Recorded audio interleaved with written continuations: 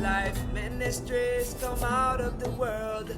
Messiah people seek the truth. Hello everybody, it's Paul Neeson with Torah Life Ministries, your health watchman, www.healthwatchman.com, and this is the series Yeshua Said, and we are up to the 10th part, which is Matthew 5:33 to 5:37. And what we're doing is we're taking all the words of Yeshua Messiah, and if you never heard of Yeshua, you might refer to him as Jesus. Well, he's the son of our wonderful Creator, and he has told us to be a follower of the way. And the way he was referring to was the way he told us to live and taught. And he taught us out of the first 5 books of the Bible that's known as the Torah. And we're taking out all the commentary, we're taking out what everyone else said, we're just focusing on the words of Yeshua Messiah himself. And we're seeing here what he said. This is the 10th episode. You can look at the previous episodes on my website, healthwatchman.com.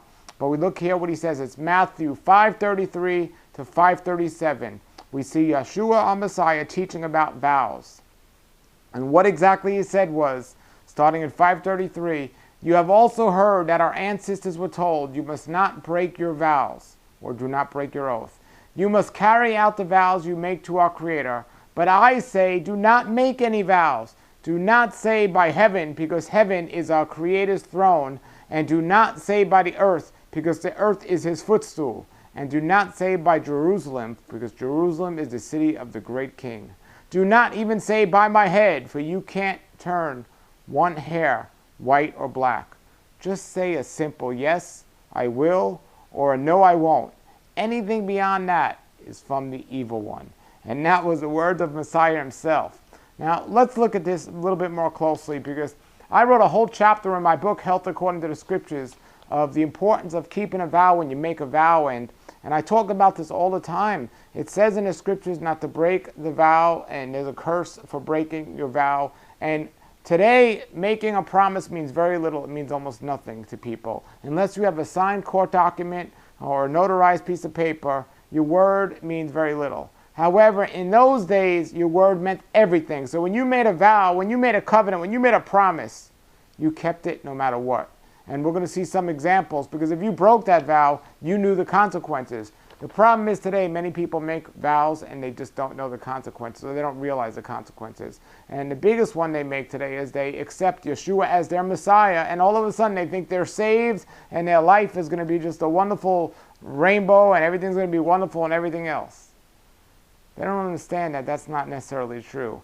And they definitely don't understand, if you make a vow with your lips and you don't keep it, curses shall come upon you. Well, I could say the majority of people I know today that call themselves Christians has made a vow with their lips to accept Yeshua as their Messiah, but their heart, their actions have not changed at all. And I'm not telling you I'm going to judge somebody to say if they're saved or not, but I will judge somebody based on their actions, if they're living according to the Word or not, or if they're following the way of Messiah or not. Let's look at what Messiah says. He says, 5:33, you have heard that our ancestors were told, you must not break your vow. And Numbers 32 says, when a man makes a vow to our Creator, or formally obligates himself by swearing an oath, he is not to break his word, but is to do everything that he said he would do. So not only is he not to break it, he has to keep every single thing that he promised to do when he made that vow. And because of this, and because people knew the Scriptures back then, they kept it. And this is the message Yeshua was teaching right out of Numbers. He was teaching right out of the first 5 books of the Bible every day in a synagogue. So this isn't me telling you this. This is our Creator telling you this. And just picture right now, Yeshua standing right here saying, when you make a vow, you keep it and do everything you promise to do. You do not break it no matter what. That's more powerful than the court. That's more powerful than your parents. It's more powerful than anything. Well, guess what? That's what he's telling us. That's what he's saying to us believers. But the believers aren't keeping it. Here's a vow. We spoke about it in the last episode about divorce. When you get married, you make a vow through good and bad, through sickness and health, to stay with that person.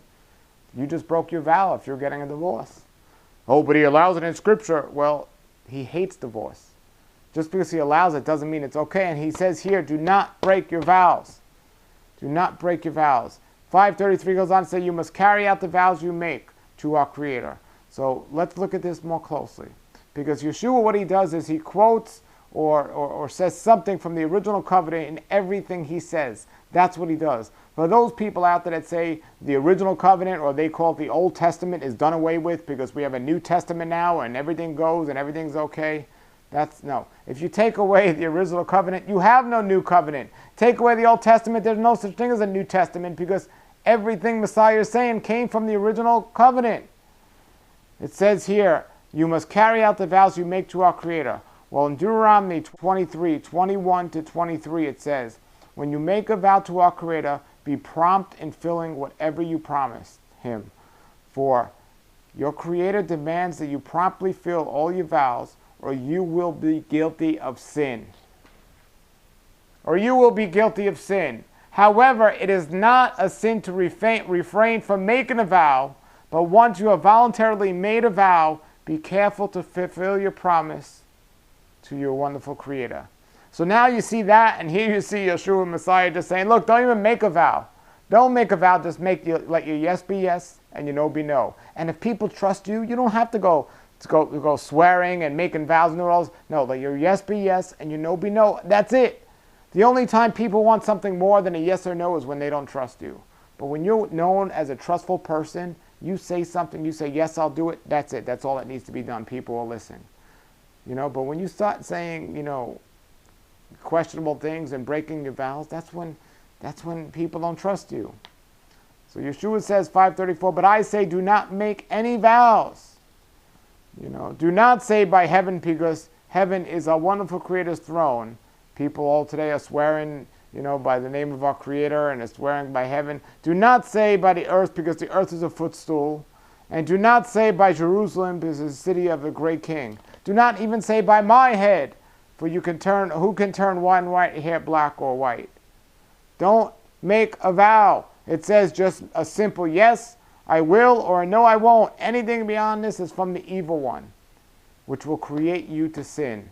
Because it says here, in Deuteronomy 21:23, if you can refrain from making a vow. It says you don't have to make it. There's no command that says you have to make a vow, but it says once you have voluntarily made a vow, be careful to fulfill your promise. Because anything less is considered sin. And it's also from the enemy. Let me give you this great example from a story in the original covenant that many Christians haven't even read because they only read the New Testament and they don't read the original covenant. But it says here in Judges, we see this fellow named Jephthah, or Jephthah. Jephthaah was his spelling now, but in Hebrew his spelling was Yiftach. So it's a Y, but it has a J sound, so Jephthah. Okay. Well, Jephthah was a very interesting fellow, but he had to go up against his enemies, and he made a promise, he made a vow to our Creator. And remember, Yeshua is here warning you not to make a vow.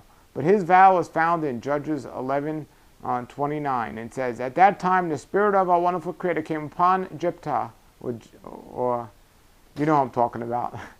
And he says, and he went throughout the land of Gilad and Manasseh, including Mitzbach and Gilad, and from there he led an army against the Amorites. And he made a vow to our Creator, and he said, if you give me victory over the Amorites, I will give you whatever comes out of my house to meet me when I return from triumph. I will sacrifice it as a burnt offering. He made a vow, he had to keep it. Yeshua Messiah is saying not to make any vows. Just let your simple yes be yes and no be no. Well, we go on to the story we see in Judges. When he came back, who was the first one to come out of his house? His only daughter. His only child.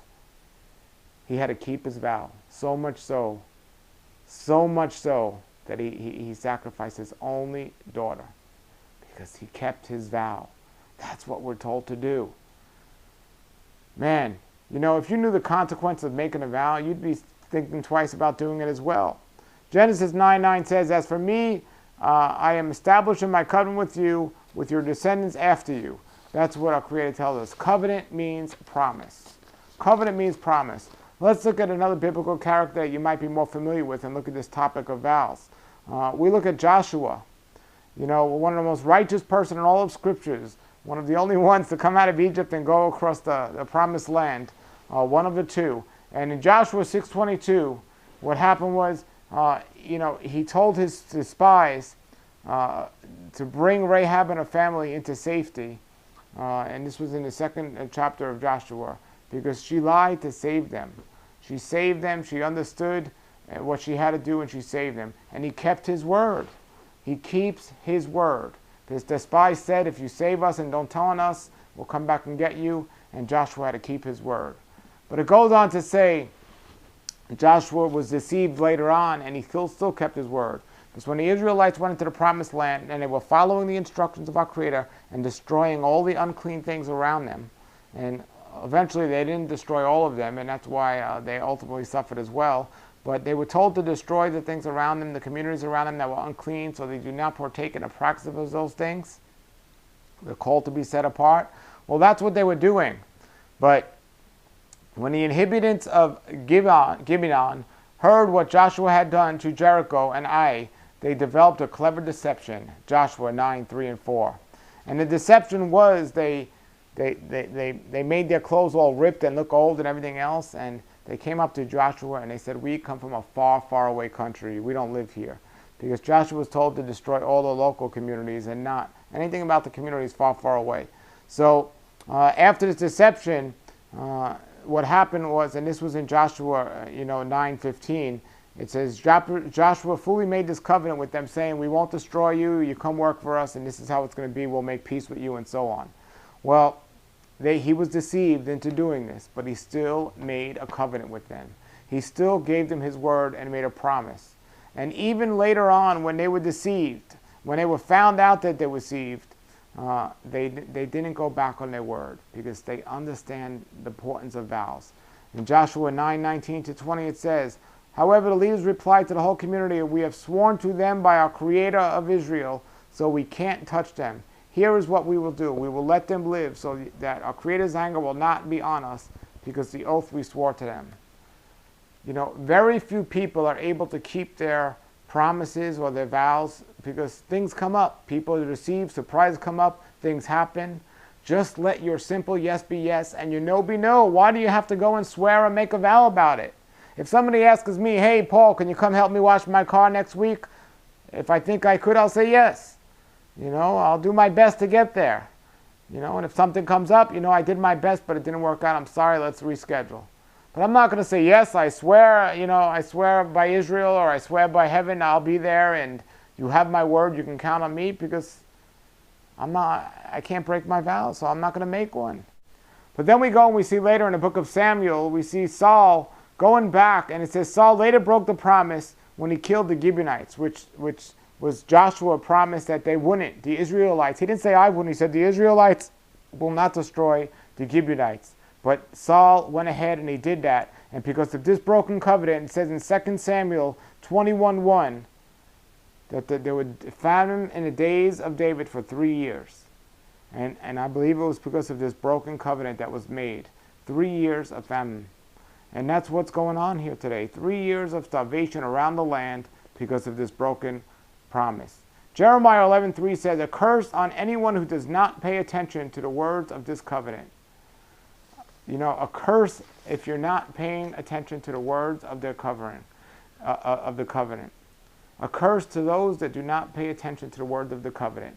We look at Adam and Eve, the first ones to break their vows, to break their covenant. When they lied and they broke their covenant and they did what they weren't supposed to do, they suffered. And just like they suffer, we continue to suffer. So we have to understand this. And let's look at what Solomon says about breaking vows. It says, when you make a promise to your Creator, don't delay in following it through. For he takes no pleasure in fools. Keep all the promises you made to him. It is better to say nothing than to promise something that you don't follow through on. Don't let your mouth make you sin. And don't defile yourself by telling the temple messenger that promises you made was a mistake. That would make our Creator angry, and he might wipe out everything you have achieved. That's Ecclesiastes 5:4-6. You see, we have Yeshua telling us this, what was said by Solomon, what was showed by Saul and Joshua and David, and they all experienced some issue of making a vow and it being broke. It affected a lot more people than just themselves. When you make a vow and you break it, it affects a lot of people, maybe people you will never even meet. It will be passed on to your children, and there is a curse attached to that. But you don't have to make a vow. Just let your yes be yes and your no be no. That's what Messiah said. That's what Yeshua himself said, everybody. I'm telling you what the Messiah is saying, and I'm showing you that he didn't separate himself from the original covenant. He's all part of it. It's one book, not two. If you have any comments or questions, post them below the video. And check out the other episodes of Yeshua Said. You can go on my website, healthwatchman.com, and just click on that category under the videos, and you'll see it. All right, everybody. Next week, we have another episode coming up. Yeshua Said. I'm excited about this, and I pray you are too. Until then, get your comments and questions below the video. Have a great day, and shalom, shalom.